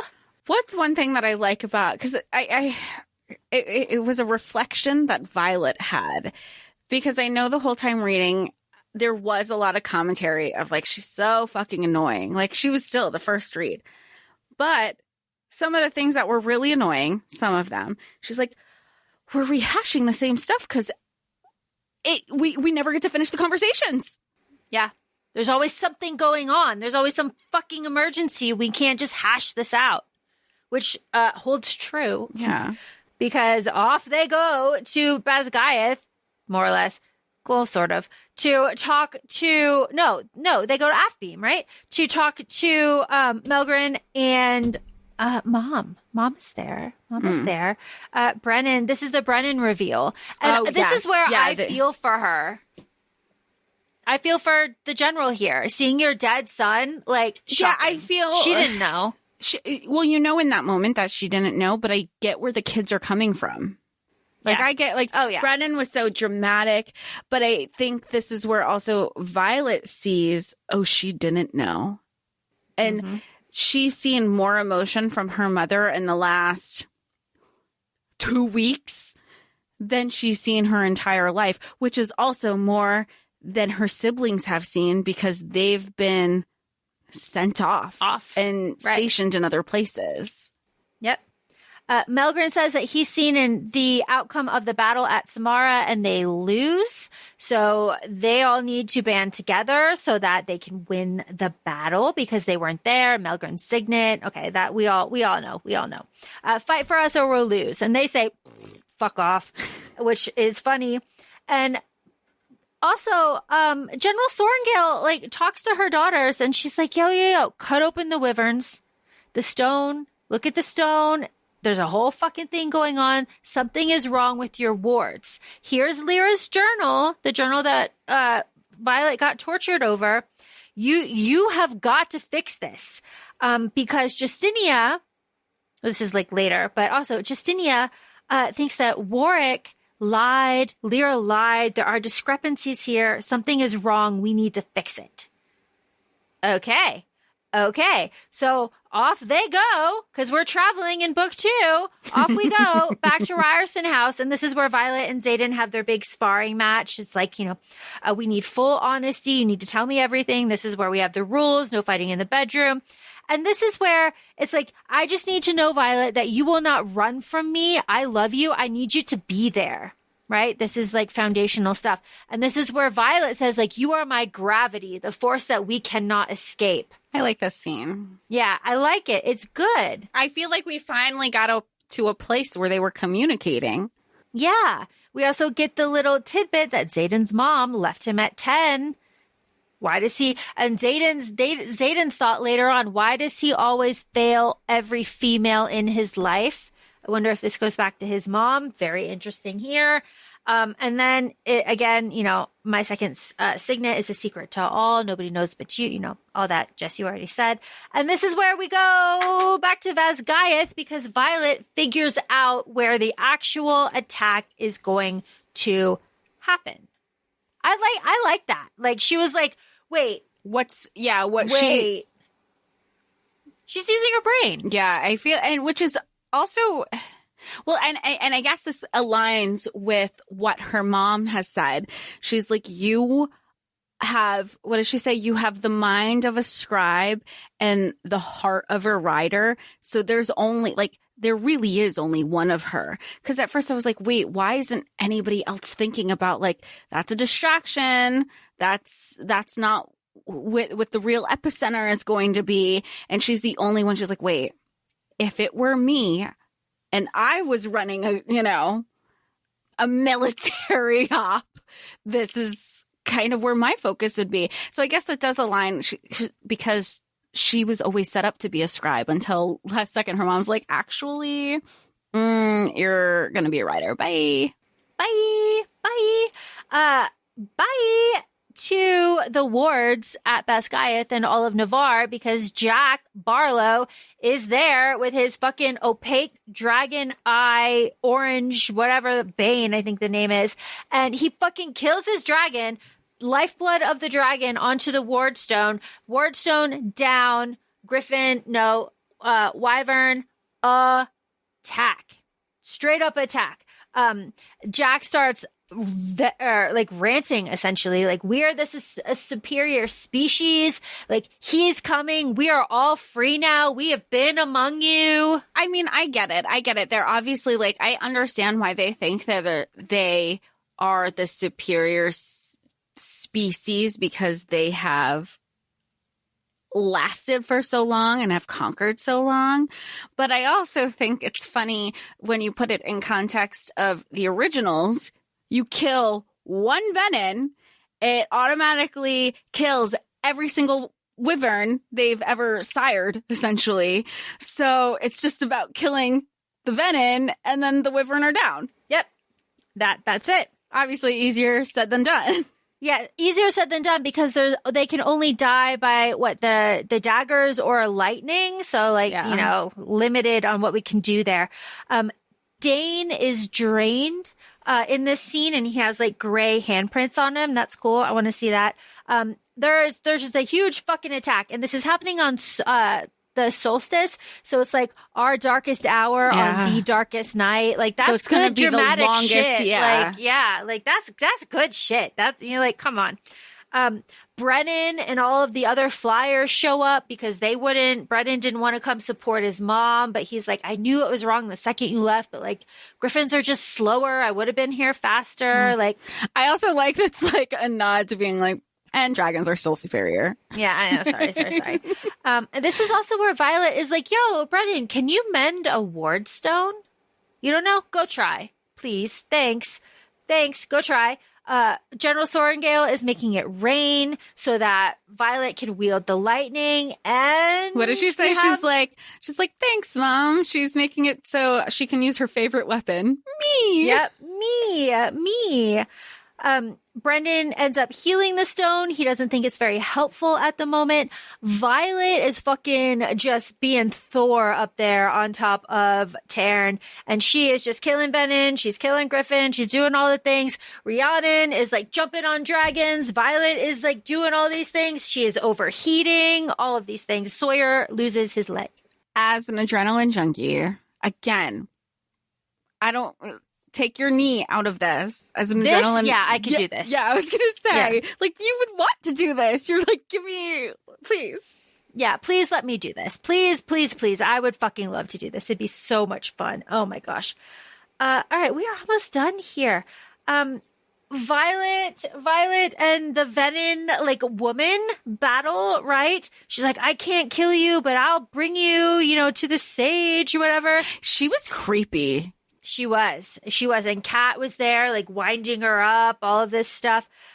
We also have, like, Lyra's journal. It's 7 dragons, right? So Andarna, hello. Shows up. She's like, I told you I could hide. And she's like, you're so dark, but you're not a black dragon. This part was emotional. Not like crying or anything, but I really love Andarna. I really love Tarn. And you could just... And everything that Andarna's saying to Violet in this, she's like, I told you I didn't get along with the other kids. Like, I felt put down. I didn't feel like something was different. She goes, I thought that was just some shit you said because you're a teenager. Like, and she's like, no, I am different. And I loved, she was basically like, I love my mom and dad so much. I hate that I'm not like biologically related to them. I wanted to be so bad, and I could only hope that my powers would manifest as theirs, and I can be as lucky to look like them. And she was the 7th colored dragon, the purple dragon of the dragon lore that we come to find out. Love her. Oh my gosh. Love her. Okay. So what happens? Violet runs her ass off and goes to the stone. She starts imbuing the stone with all of her energy. And Darna's also like there. She's hanging out. And this is where General Sorrengail shows up, and she fucking forces Sloane to siphon all of her life force into the stone. And this is where General Sorrengail dies in front of all of her, in front of Violet. And then her children show up just like right after that too. That sucks. I hate that. I hate this trope. I do not think this is necessary. That's also why I kind of think that the father is alive. Because this is like so wildly in your face and unnecessary, but I could be wrong, you know. How shitty for Sloane, first of all. How bad does Sloane feel? It's like, she made me. Like, I didn't want to do this. Like, she made me do this. Like, that's awful. While that is happening, and the wards go up, right? So all of that happens. The general dies, and the wards go up. Excellent. And when that happens, Violet lowers her shields, and she zeroes in on Xaden's issue. And Xaden is full of hopelessness and powerlessness, and he is like dying. This is where Sigale is like, yo, go. And this is where we have Xaden's POV a little bit. Were you surprised by this? Xaden's POV? No, because we'll talk about it at the end. Because I read a news article. So I was kind of expecting it. Especially the second reread. But no, I wasn't. I was happy for it, honestly. Just a different headspace to be in. Yeah. I appreciated it. I wonder if, I mean, obviously we don't know, third book's still being written. And we always get like a Xaden POV or an extra chapter. Again, we'll get into that at the end. But him being Venin, I kept, during the second read, because it had been a while since I read the first one, I was like, did I not pick up? You know how you're always looking for clues. You're like, was it there the whole time? But I didn't feel like knowing he was going to be Venin was there the whole time. But the hints of nothing's going to come between us. We're going to be together forever. Anything. Yeah. I'll do anything. Like, I feel like I picked up on those more the second read. I'm like, okay, it was always there that something was going to happen. Yeah, it was always going to be something. We just didn't know what it was. And yeah, like Xaden is absolutely drained. He doesn't have his weapons. The sage is going to kill him. He channels the earth. He's almost at burnout. He channels the earth. And then he won't look. This is why I've been bringing it up the whole time. He won't look at Violet. He keeps his eyes away from her the whole time. He's like, why just won't you look at me? And then when he looks at her, she's like, fuck. She's like, oh my God, you're Venin. And Sigale's like, shh, shh, which I think is funny. And then the book ends with Xaden going to Jack Barlow and being like, what is the cure? Of course, we know there is no cure. It's only the signet blocking serum that Nolan made. That's the end of the book. Jess, you and I have a conversation to have. How do you want to kick it off? How do I want to kick it off? Sure. I was not surprised by Xaden's POV in this book because I read a news article recently. So all of my I have no surprises left. I read a news article recently that said that I can re-download Fourth Wing. And when I re-download Fourth Wing, I will get bonus chapters. And those bonus chapters include a little bit of Xaden. So knowing that happened, I was like, oh, well, hello. Hi, nice to see you. Jess, why don't you tell us a little bit about that whole situation? Oh, okay. So I have my timestamp watermark that we love so much. So on March 5th, 2024 at 2:12 p.m. EST, I received an audible notification that said Fourth Wing bonus chapters. Re-download this title to listen to the extended version featuring two new chapters from Xaden's point of view performed by Teddy Hamilton. Now, if you've been following the podcast, whether you're catching up or from the beginning, we had an episode back in summer 2021 where we were talking about traditional reading versus audio reading and, you know, different accessibilities and bonus chapters. And as we've progressed with the podcast, we've also had a multitude of other episodes talking about kind of like the marketing gimmick that happens in publishing with adding these bonus chapters. Most recently with our HOFAS episode, we have like 5-6 different bonus chapters with HOFAS. And we had, since had these like conversations of how would those bonus chapters come to fruition if you wanted to make those bonus chapters more accessible to people who might not have either like $1 trillion for all the different bonus chapters, or don't have or like the internet might not be as accessible, or even just accessibility to those who rely on audiobooks. And we had said like, oh, here's some different suggestions. Like if you did an add-on, there has to be some sort of technology to make this capable. So that's when we're discussing this in January. Flash forward to March, and we received that little Audible update saying re-download the chapters, and not that, and the original narrator who is known to voice Xaden's POV, Teddy Hamilton, went back in the studio to record those POVs. And not only that, Audible said, hey, you already made the purchase. Go ahead and re-download it for no extra charge. So all that to be said is, well, now we know that now we have the capability. Now we have the receipts. Now we know that that's possible from these conversations that Laura and I have been having since 2021 to now.